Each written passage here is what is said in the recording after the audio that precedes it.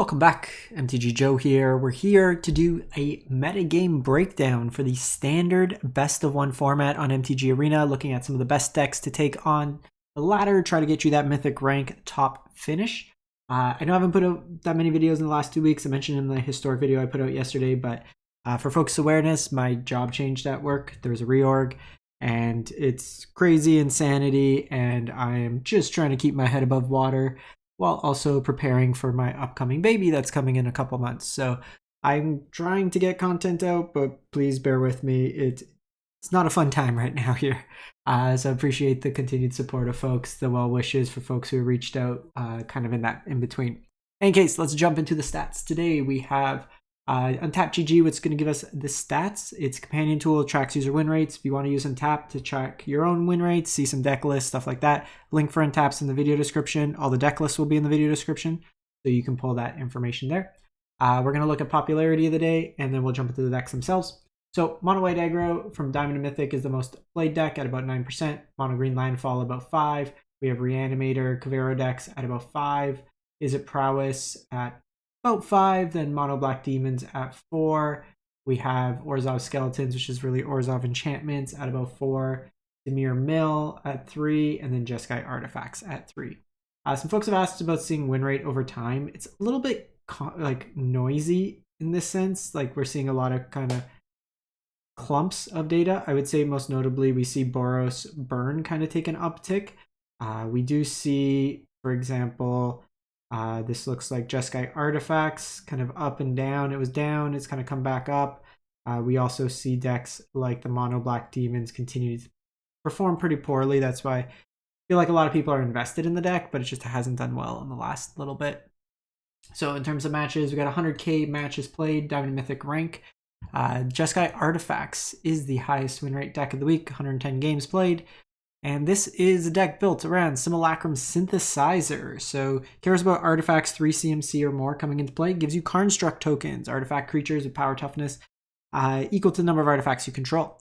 You're basically playing a bunch of artifacts in your deck. Clay-Fired Brick, Cryogen Relic, Spring Lotus Oblates, all artifacts that give you some immediate effect, and then later can be sacrificed to Repurposing Bay to help you find the Simulacrum Synthesizer. You can do Star Cage for the Go Wide deck, Perleus Snare for the Go Tall deck, Assimilation Aegis is kind of more targeted removal.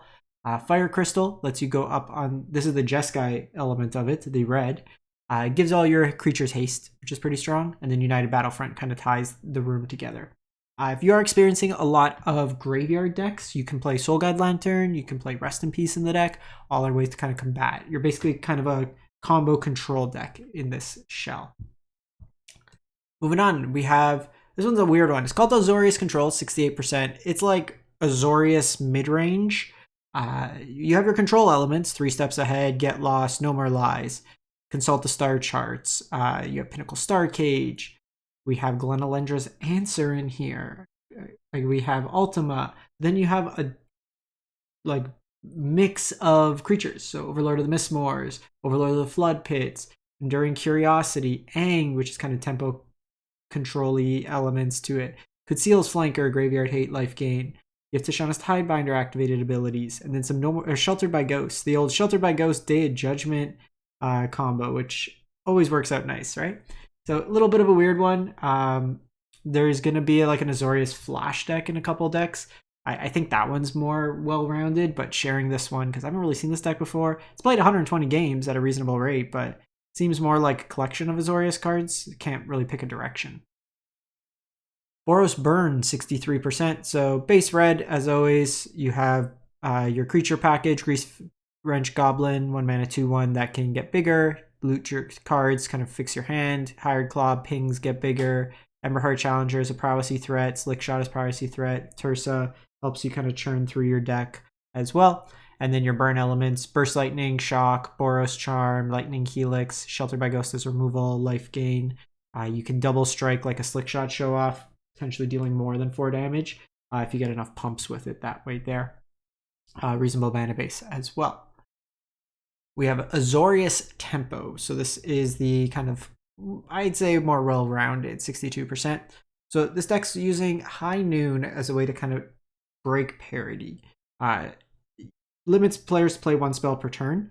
you can play High Noon and Voice of Victory, which then kind of locks your opponent to only play spells on their turn. Some decks just maybe not have instant spells, right? If we look at the Jeskai Artifacts, it's all playing sorcery speed. So it limits like how many spells they can play, kind of going that way there. You break parity by having a bunch of flash or instant speed spells that allow you to play on your opponent's turn. So you can kind of time walk them in a way with Ang or Aven Interrupter that they cast one spell per turn and you just get rid of it. Normalize in here, Get Losses Removal, Flood Pits taps down stuff, Enduring Innocence draws you cards along with Curiosity, and then Avatar's Wrath is sweeper. You are playing creatures, but if you have out, for example, afterwards Aven Interrupter, it taxes them further. Spell Snare is cheap interaction, as well as Seam Rip. Orzhov Skeletons, Orzhov Enchantments, so this deck's been up and down towards the top. It's basically a United Battlefront deck, but instead of playing into the artifacts, you're playing into enchantments that make creatures, notably Corpse of the Lost, where it gets the skeletons element from it. Corpse of the Lost creates you a skeleton, gives your skeletons power boost and haste, and then if you descend it for your turn, you could return the Corpse of the Lost to your hand, basically recast to get more skeletons. Case of Stash Skeleton makes you skeletons. Forsaken Miner is a skeleton. Then you have Most Helpful Weaver that makes you tokens, counters, and then double strike things. Nowhere to Run is removal. Shelter can be removal. Seam Rip can be removal. Optimistic Scavenger helps beef up your squad as well. We have, so Grixis Prowess is the new Rakdos Fling. So it's basically Izzet Prowess, Izzet Fling. So you're using Storm Chaser's Talent, basic Boomerang Basics kind of package with a lot of the prowessy things. Elusive Otter can be an evasive creature. Slickshot Show Off. Emberheart Challenger, all ways to get bigger. You have Red Mage's Rapier. It's got Job Select, so it comes in with a creature equipped to it, and then whenever you cast a non-creature spell, it's basically like Slickshot as an equipment. So it gives you another kind of effect. You're going to be pumping up these creatures. Dreadmaw's Ire, Turn Inside Out, Octopus Form can be protection and power boost, and then you're going to fling them at your opponent to get that last bit of damage in. Temur Kona Omni, so 60%. So really Simic, the Temur is the one Terror of the Peaks that just helps you win that combo turn. So you don't have to pass the turn to your opponent. This deck got the upgrade in Formidable Speaker, allowing you to basically now virtually have 7 copies of Kona, just being able to tutor it, be more consistent in that regard. What you're trying to do is get out a Kona, tap it to one of the planet lands, then put into play Omniscience, draw through your deck, consult, Lost in the Maze can protect your tap Kona, for example, Rolling Dragonstorm. Eventually arrange that you get 2 Meringue River Regents with a Terror Peak out, and just keep looping your Meringues to deal 6 damage to your opponent over and over and over again. Mono White Aggro, 60%. So really budget-friendly deck if you're getting into it. You have things like Wonderweave Aerialist that if it's modified, so an enchantment on it, a counter, anything like that, it gets flying. You're putting things like Sheltered, Shard Mage Rescues Protection, Ethereal Armor, just things to make it bigger. Then you smack your opponent in the face. A Spellbook Vendor could put roll tokens on it. You also have Slumbering Keep Guard, 1 mana, 1/1. Whenever an enchantment enters, you scry, and then for 3 mana, it gets basically a boost based on the number of enchantments you control. The Optimistic Scavenger can help boost your things. This one's playing Authority of the Consoles. You can play really like Graveyard Hate. I'd probably play the other Hopeful Weaver. This card usually can push a bunch of damage through the double strike. Sometimes they'll play the 1 mana Survivor, the 1 mana 2/1. When it becomes tapped, you exile a card from the graveyard. Gives you some virtual Graveyard Hate and eventually builds towards Hexproof as well in that regard. We have Simic Ouroboros, Simic Cub, whatever you want to call it. So your Badger Mole Cub deck, letting with your Dorks, tap for extra mana. Leyline Weaver, tap and tap with casting 4 more. Finding your copies of Ouroboros, your Riddlers to refill your hand. And then really just churning through your deck, playing a bunch of stuff, Crater Hoofing your opponent for lethal, or just making a really big board that way there. Usually you want to keep hands with like Accelerants into Cub. Even early, kind of just setting up Nature's Rhythm to get Cub out is reasonable, just to help you establish the ability to generate multiple mana at a time. It just helps you churn through your deck, play more cards, kind of beat them that way there. Dimir Mill or Dimir Doomsday, 57%. So this deck here is looking to cast Doomsday Excruciator. 6 black, or 6/6 that enters, and it basically is the card Doomsday, but not really giving you a choice to set up your deck. Doomsday is a legacy deck, vintage deck. Basically all but the bottom 6 cards of your library are removed from the grave. All but the bottom 6 are removed from the game. They're exiled for your opponent as well. And then you're breaking parity with things like Risen Reef to mill out your opponent. You can Insatiable Avarice and make your opponent draw 3 cards as well. You have ways with like Winter Night Stories, Bitter Triumph to bin the Doomsday Excruciator and have Kavero become a copy of it. You have Deceit. Kavero can also become a copy of this, just tempo elements. And then Deadly Cover-Up a Sweeper. Harvester can sweep up low to the ground stuff. You have things like Stock Up to help set up your draws. Mono Green Landfall. So this is kind of the next evolution. Less like all in with the Tursa package. You still have like your Baby Chocobo, I like to call them. Badgermole Cub helps you ramp. Llanowar Elf ramps. Pursuit Build puts counters on things. But you have World Wagon, Earthbender's Ascension. Earthbends and then gets you more lands, helps you kind of set up that way. Archdruid's Charm helps you find some of your sack lands or Ba Sing Se. And then you have Ice Steel Explorer and Mightform Harmonizer. Harmonizer with Ice Steel just kind of lets you double up power of a bunch of creatures, which is really nice. You have like these fetch lands that get you extra triggers, gets you cards that you can then get from the graveyard to get more Ice Steel triggers.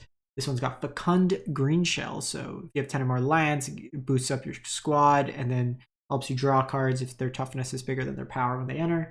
And then Sapling Nursery, top end kind of threat, gets Affinity for Forest, which is a cool effect. So really it breaks parity at 4 mana. If you have 4 forests, it becomes a 4 mana card. And then whenever a land comes into play, you get a 3/4 Tree Folk. So with the fetch lands, gets you a whole bunch of extra triggers that way there. We have Izzet Spellementals, Izzet Prowess. So this is using Hearth Elemental and Eddy Merc Crab. Both big elementals in terms of casting costs, but cost 1 to 2 mana based on the number of instants and sorceries in your library.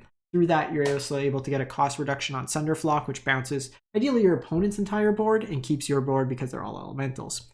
You're using a bunch of spells, Burst Lightning, Opt, Sleight of Hand, like cheap cantrips, cheap Disruption, Pyroclasm for go wide, Seer's cheap removal, Detect Intrusion, it's a counterspell, Abandoned Attachments helps you draw discard, same with the Winter Night Stories. Just to churn through your deck, find your key cards, and then kind of play just 1 to 2 mana 5/5s and kill your opponent that way there.